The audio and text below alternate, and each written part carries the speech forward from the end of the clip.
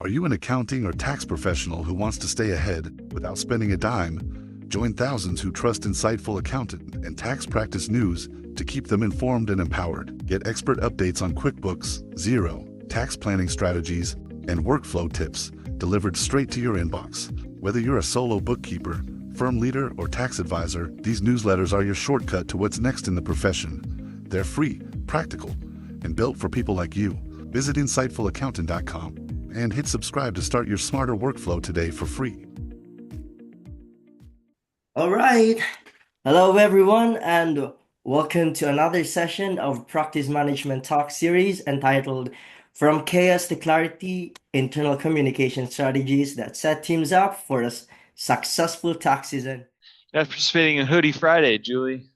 I know, I know. Like I said, somehow I got the cold for Friday, right? That snow swept through here and it just gave me a nice cold for the weekend. But I kind of want to keep our streak alive, Will. Can we do a question of the day? Yeah. What's your question? I've been thinking about it. Okay. All right. I want to know how many people put their Christmas tree up after Thanksgiving and before Thanksgiving? Oh, okay. Yeah, Such that's a a good question. controversial subject. Yeah. So we are after. Part of that's because we typically tend to go away for the week of Thanksgiving and just kind of as a family with just us. So we'll do that after we get back. Although right around mid-November, I will try to start sneaking in the Christmas music, which is also controversial. If my wife finds out about it, she gets angry with me. So I can't do it when she's in the car, but I will torture the kids because I don't care if they get angry with me. So That's great. that's how that works. So I'm definitely like Halloween's over and I'm starting to put everything up. We go away for the week of Thanksgiving too, so we do wait to get a live tree till after we return. But I just love how my house looks and feels during Christmas. I don't know, I love it. The office, though, we did a survey because we found it so controversial and I got outvoted. We had to wait till after Thanksgiving to put our office tree up. So Yeah. Well, that was good communication internally in your firm. See what I did there? funny you say that. So let's jump into it. I know I'll let you introduce yourself, Will. Many people probably know us, and it's just, we're on auto with Yeah. this. Hey, I'm Will. Here's those crazy kids that I don't mind annoying sometimes. So if you ask them all the time, but two of them are teenagers now, so the whole world is not in balance ever. So I'll just leave it right there. Well, you're about to embark on a really great trip with them, and I can't wait to hear. And the fact that you're a hero to them because your face is on a cereal box. If anyone hasn't seen Will Hill's LinkedIn, he's quite famous. Thanks, So my Julie. name's Julie. I have two little girls as well, and we haven't quite hit our teenage years, so I feel like things are kind of in controlled chaos here. Um, Both Will and I both love the industry, and hence why we do what we do. So let's really get into this. So I thought the treadmill was quite apropos for today as we hit into January and everyone starts making their New Year's resolutions, and so tax season, let's talk about it. It's really defined by some of that chaos, and that's really where the burnout starts.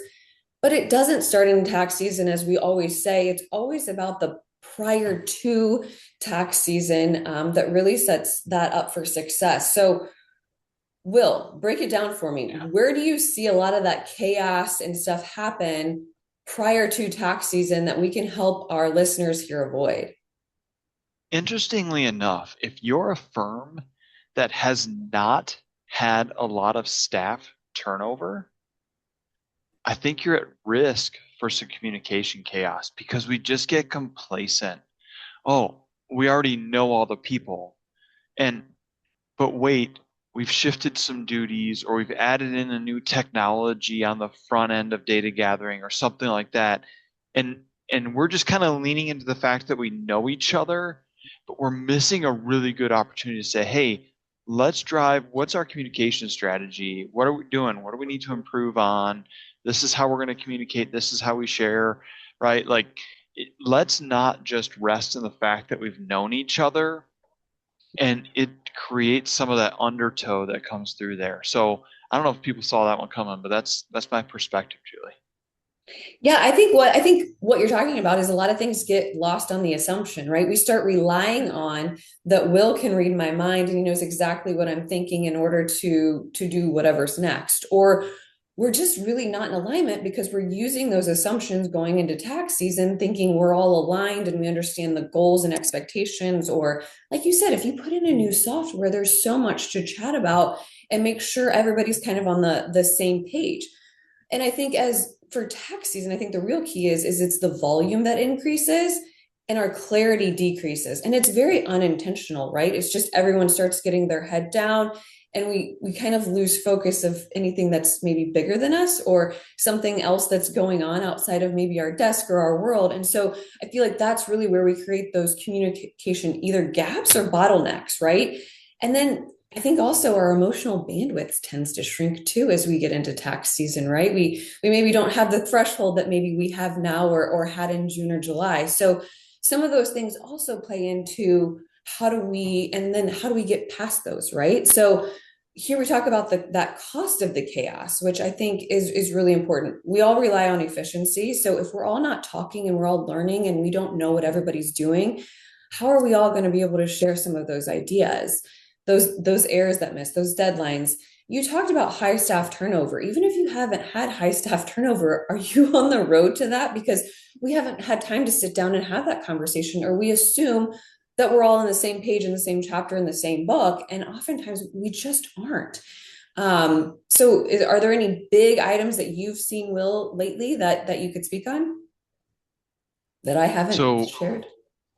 Jump to the next slide here, Julie. Yeah. And I think as we get into that, I want to just hammer on this confident decisions part, right? For a moment. This is something I've seen where leadership wants the team to just act confidently because of their experience that's there. But when we don't have clear communication, the team underneath often acts hesitantly or much more reactively than they're capable of. And leadership sitting here frustrated going, man, it's in them. I see it. There's strength in you. I see it, right? Whatever that movie quote is. So they see that there, but the team is waiting for clarity of communication for that to be unlocked with confidence, right? So to me, the communication piece, I think, is a huge element that hurts confidence in decision making. I couldn't agree more with you. And I think not only that, but they need to know the why behind what is the decision and what are we communicating? How does this affect me? Right? Understanding that why and being able to communicate that effectively. I think also that clarity reduces the stress, right? If you have a clear path or expectation or whatever the case is, whatever it is, it's clear, that reduces the stress no matter where you go and no matter what you're delivering. I also think it's that predictable communication rhythm.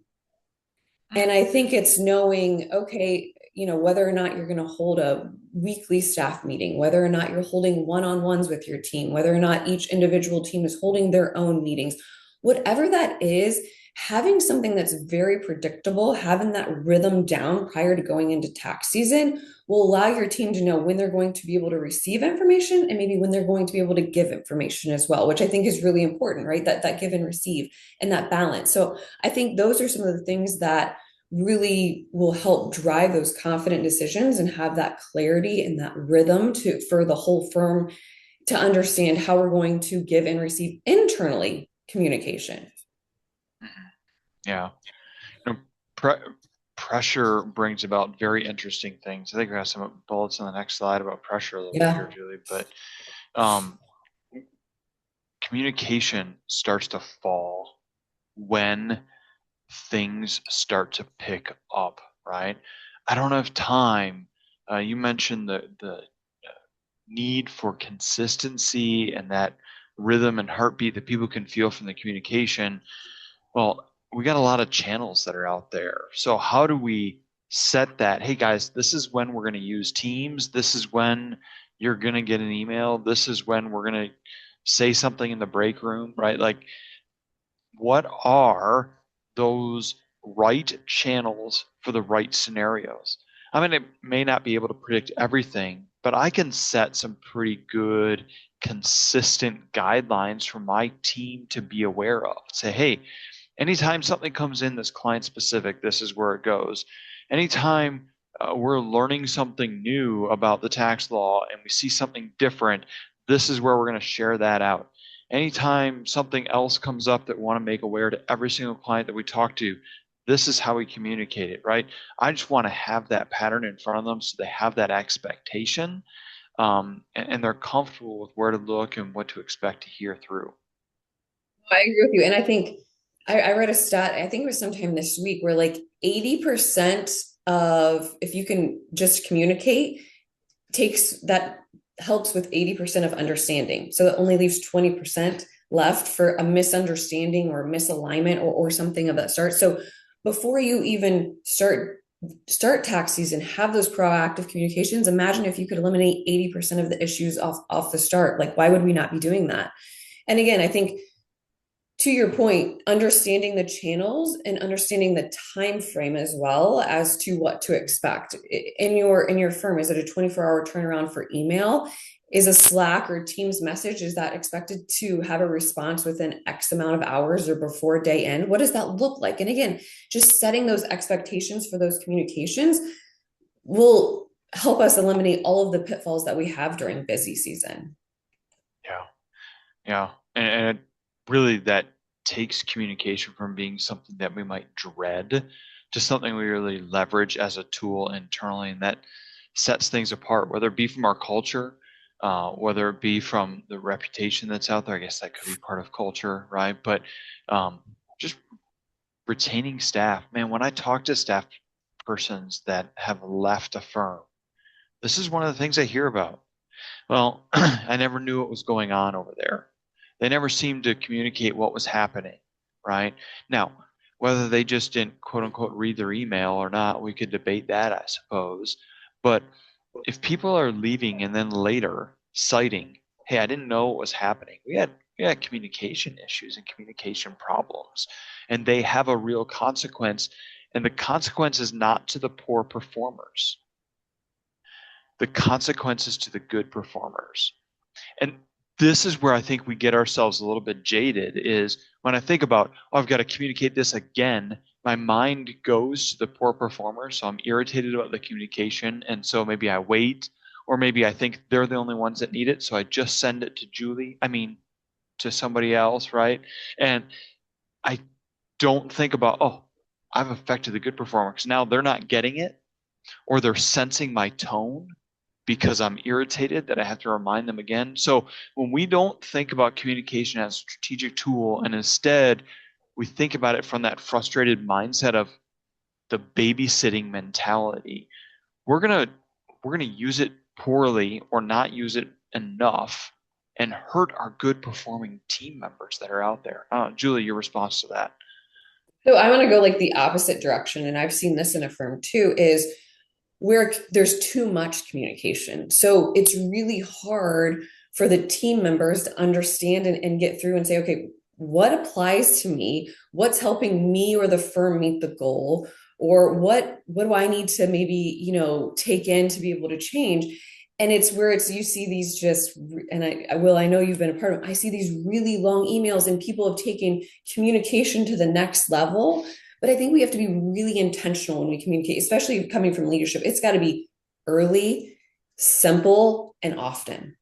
And I think if we can really stick to some of that, that helps someone like myself who gets thousands of emails, and you get thousands of emails a day, go, okay, I can take that. I can do that. I can respond to that. I know exactly what that means. Sorry, Will, I cut you off. No, that's fine. So when it comes to your emails, I want you to simply think about the balance of timeliness and detail. So the more further ahead, that's terrible grammar, but the further ahead I'm giving awareness, the less detail. The closer it is to execution, the more detail, right? And I've seen this where we get excited, hey, we're going to do this new thing. Let me type up 5 paragraphs. This will come into play 2 months from now. And then I get mad because, like, didn't you see it? I put it in that email. Thanks. That was 2 months ago. The chances are not that I forgot it, but that I saw that this is happening in 2 months and I did not even bother reading the detail because I knew it wasn't timely in terms of its relevance, right? So I would rather an email 2 months out that says, hey, new tool and processes coming into place. We're building them right now. As we get closer, we're going to let you know the specific details so that you have a chance to see it and learn it and put it into motion all in one fell swoop, right? So I'm going to give some breadcrumbs and share some insights as to what's coming, but I hold off on the detail until it's from a timeliness perspective, until it's really relevant that way. I couldn't agree more. I think we see it on both ends of the spectrum, right? Not enough and too much. And it's like, how do we land somewhere in the middle to get the best benefit out of that? And I think, we're talking a lot about internal. I think internal bleeds into the external, right? So I think the practice comes from whatever you're doing internal will ultimately be what's practiced externally. And if you're in leadership, your team is going to see how you are presenting your emails, how you're presenting your messages, and it's going to allow them to replicate exactly what you're doing. So just keep that in the back of your mind as you're communicating with your team, because I definitely think that internal leads into that external. So Will, proactivity. How do we get to the proactive part of this? Today is how we get to the proactive part of this, Julie. So I think that I hope already as leaders in your firms, you've got a rhythm built in that says, what do I need my team to think about for the next month, the next 2 months, the next quarter, whatever it may be? And on a weekly basis, I'm reflecting on what's coming and how do I prepare my team for what's coming, right? If you don't have one of those rhythms right now, it doesn't have to be fancy. It could be, hey, every Thursday, I look for what's coming for the next 2 weeks. Every second Thursday, I look what's coming for the next quarter. Fantastic. That could be a simple enough rhythm to say, what's coming? And now I need to say, well, if I know that's coming, what does my team need to know, right? Just keep it simple that way and try to say, what are they going to ask about? What are they going to need to know to be successful? And stop approaching your communication building from a perspective of, what do I have to tell them? To what do they need to know to be successful? What follow-up questions is this going to generate? As you start to think it through that way, you're going to get better at communicating. Well, I think to put that simply and tie it with a bow for everybody, we have to be able to meet everybody where they're at, right? When it comes to communicating. So really thinking about where is our team and how do we meet them where they're at so that we could set them up for success.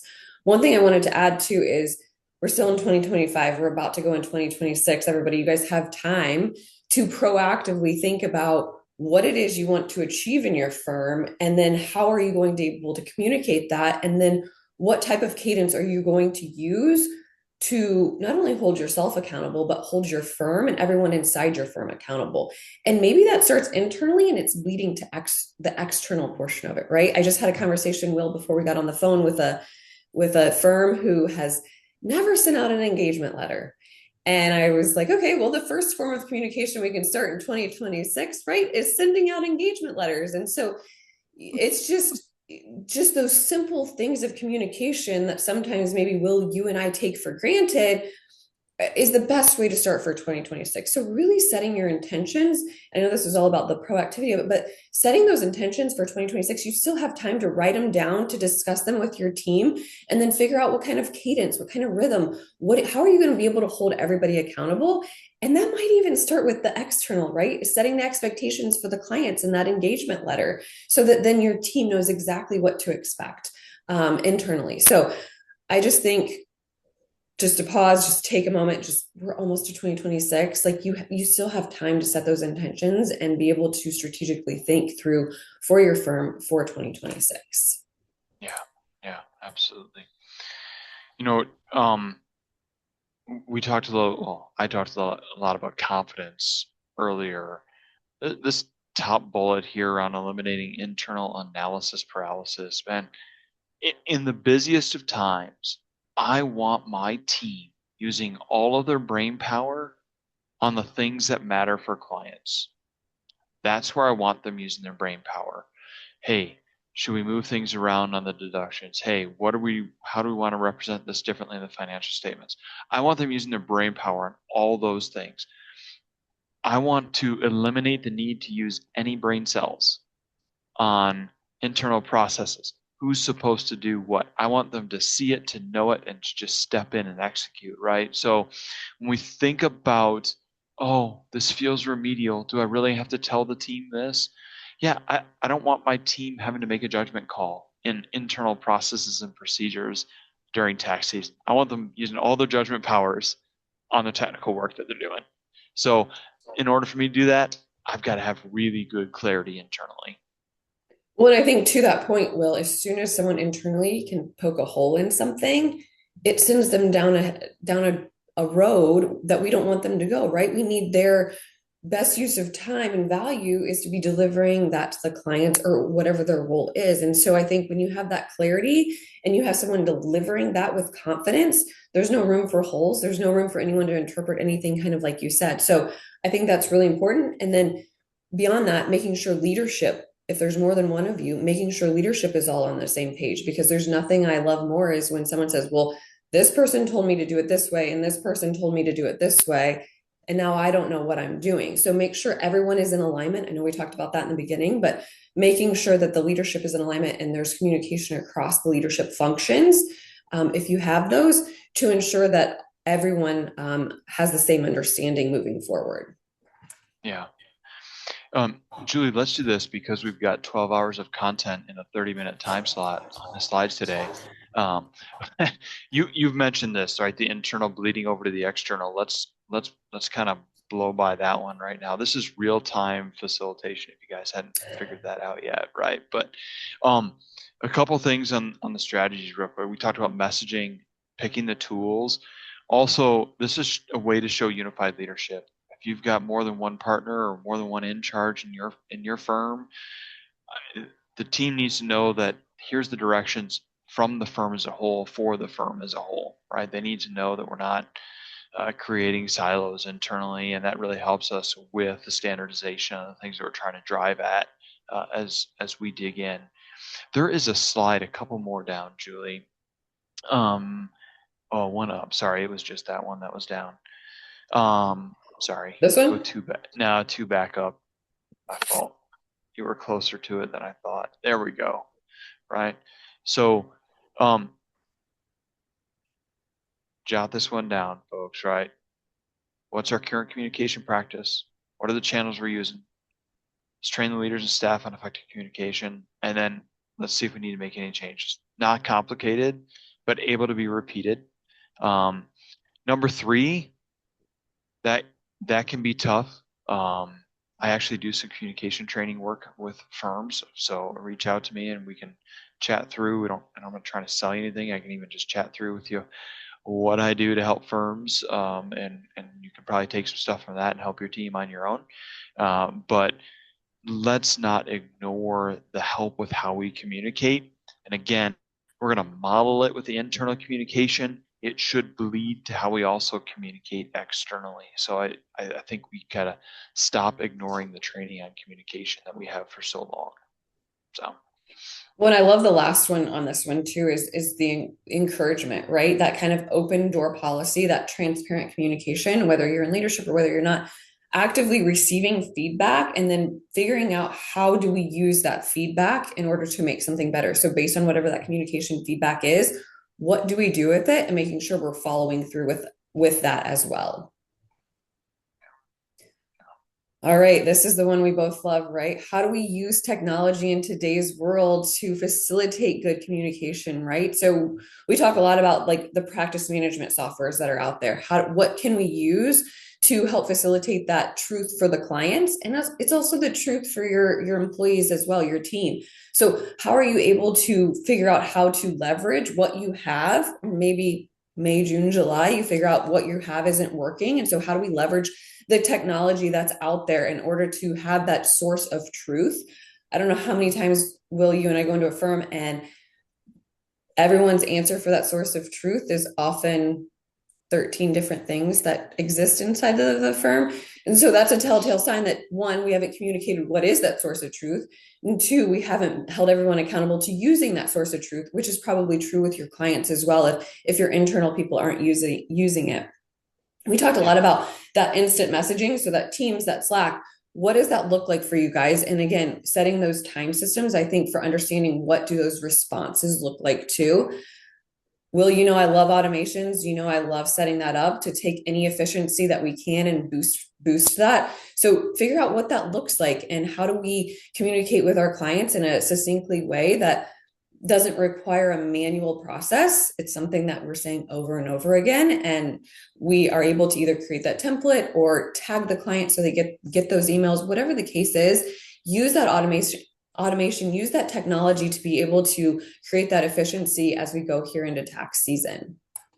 Yeah. And I'll say with the automation as well, look at what's happening right now with some of the automated note taker apps that's going on. There are some things with that data oftentimes that we need to leverage, and there's some great automation opportunities coming out of some of those apps right now in the market.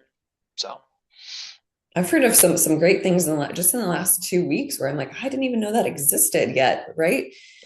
So let's wrap, Will. Let's just wrap this up with a bow. So be proactive in your communication. You guys, it's 2025, almost 2026. You still have time to be able to do that. So come up with a plan, set intentions, be clear, right? Be clear on exactly what that communication is. It's going to bleed from internal to external, as we have talked about. Will's got this amazing 4-step system, and he can also help you with the training and monitoring of your team in regards to that communication. And again, you just have to commit to it, right? Will, do one thing today, set yourself up for success later. It's hard, it hurts, but in the end, it'll make your life a lot easier as we move into this high volume tax season. Absolutely. Well, thank you everybody for your time. It was a ton of stuff as we were driving in, but if you want to dig into any more of this with Julie or I, please feel free. Our information on how to get a hold of us is there on the screen, and don't hesitate. Matt, we'll let you wrap us up. All right. Thank you so much, Will and Julie, for another insightful session. And of course, thank you to everyone who joined us today. Have a great day, everyone.